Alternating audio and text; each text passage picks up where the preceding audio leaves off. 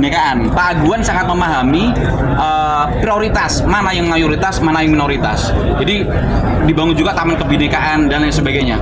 Insya Allah ini akan menjadi miniatur Indonesia yang luar biasa, potret Indonesia.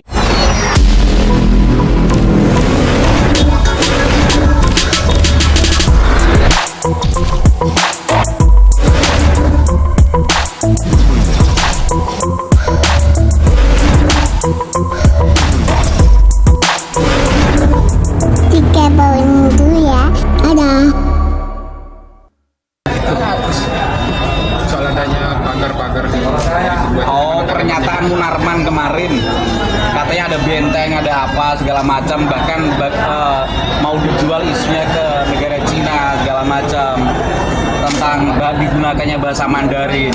Sebelum kita jawab ke sana, tentunya kita flashback ke belakang ya, sejarah bahwa founding fathers kita yaitu Bapak Soekarno sendiri sering menggunakan bahasa Belanda, campuran bahasa Indonesia dengan bahasa Belanda. Salah satu yang kita sering dengar kata-kata zonder dan lain sebagainya.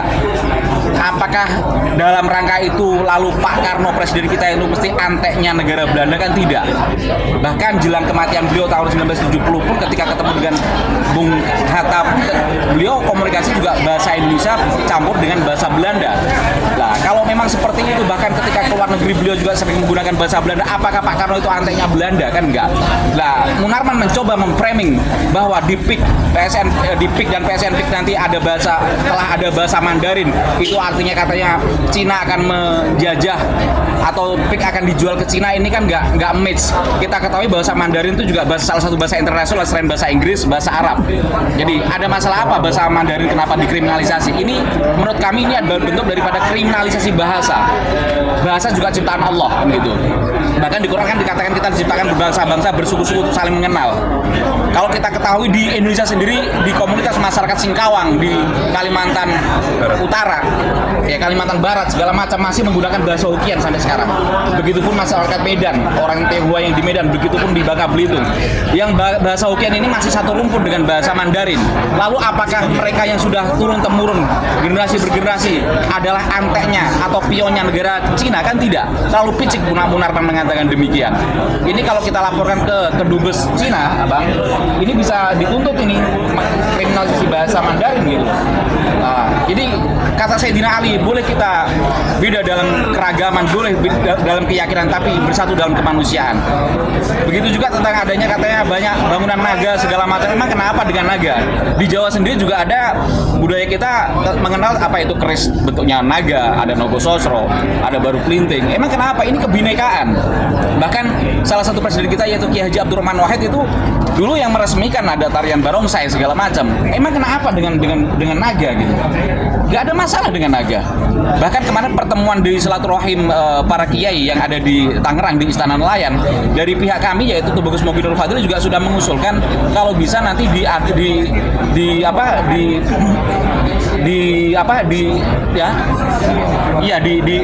diambil juga simbol-simbol kearifan lokal di situ. Contoh tentang Tangerang yaitu Pangeran Arya Wangsakara ya, yang Wangsakara ya, salah satu pahlawan kita. Begitupun Kesultanan Banten. Jadi memang itu gak ada masalah, ini kebinekaan gitu loh.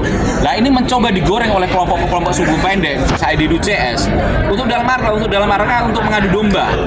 Nah, kita dari aktivis yang memahami bahwa ini terjadi bisa membahayakan kedaulatan negara kita, bisa menciptakan ketidakharmonisan antar warga, maka kita bergerak mengcounter pernyataan Munarman Saididu CS gitu loh. Jadi nggak ada masalah nggak ada itu Cinaisasi segala macam. Apalagi di PSN PIK, di PIK segala macam ada patung raksasa Pak Soekarno dan Pak Hatta yang mereka berdua adalah simbol daripada proklamator NKRI kita ini gitu. Simbol daripada warga negara Indonesia. Nggak ada masalah sebenarnya. Tapi kemarin Gus Menteri Agama juga menyinggung bahwasanya PIK juga tidak mendengar soal dan lain-lain. Enggak, mungkin suaranya mungkin diatur, enggak seberisik. Saya kemarin dengan beberapa kiai di Komandani Gus Rofi Mulis juga kemarin kita ke Menara Syariah. Dan Menara Syariah ini ada masjid namanya Masjid Al-Khiriyah atau apa itu, dan itu letaknya di atas bukan di basement. Dan yang meresmikan adalah mantan Ketua Umum MUI Pusat Kiai Haji Ma'ruf Amin, yang notabene juga mantan Rois Suriah PBNU, yang juga wapres ke-7 kita. Jadi kalau memang ke MUI sudah mau terwakili di Kiai Ma'ruf Amin sebagai tokoh MUI, jadi nggak ada masalah. Kalau memang katanya ada adzan yang tidak terdengar, mungkin ya adanya tidak seperti ya di tempat lain kan gitu. Saya kira di MUI kemarin di PIK juga ada salah satu, insya Allah akan jadi proyeksi masjid terbesar di Asia, masjid yang bentuknya arsiteknya kayak masjid di Turki. Bahkan proporsi untuk tanah di masjid itu sendiri adalah 4,2 hektar, sementara tempat-tempat ibadah lain itu cuma 4 sekian hektar di antara masjid yang dapat porsi 4,2 hektar.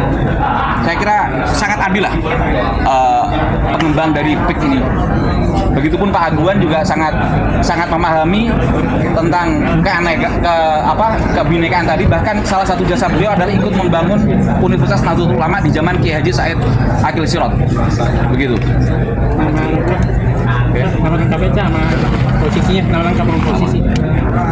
Oh, saya Irfan Wesi, nama panggungnya.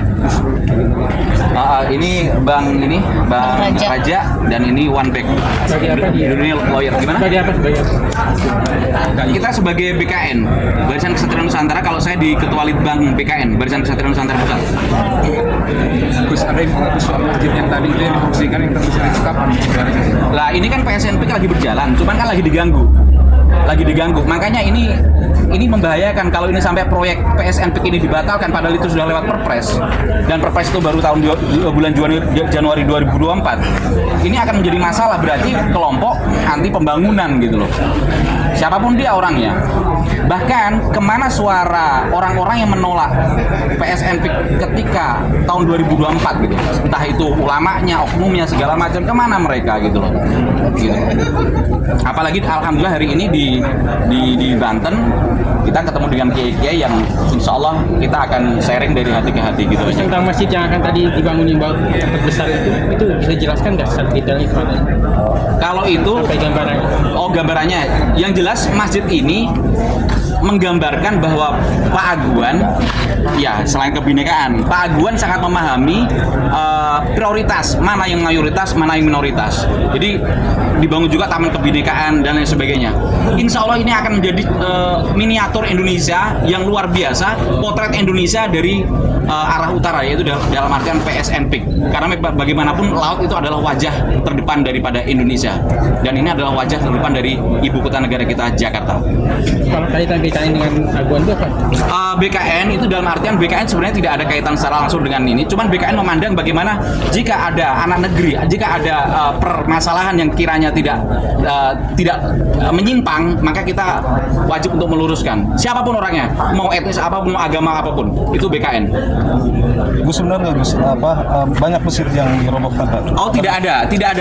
Kalau memang ada silahkan, ayo hadirkan data fakta mana? Nggak ada.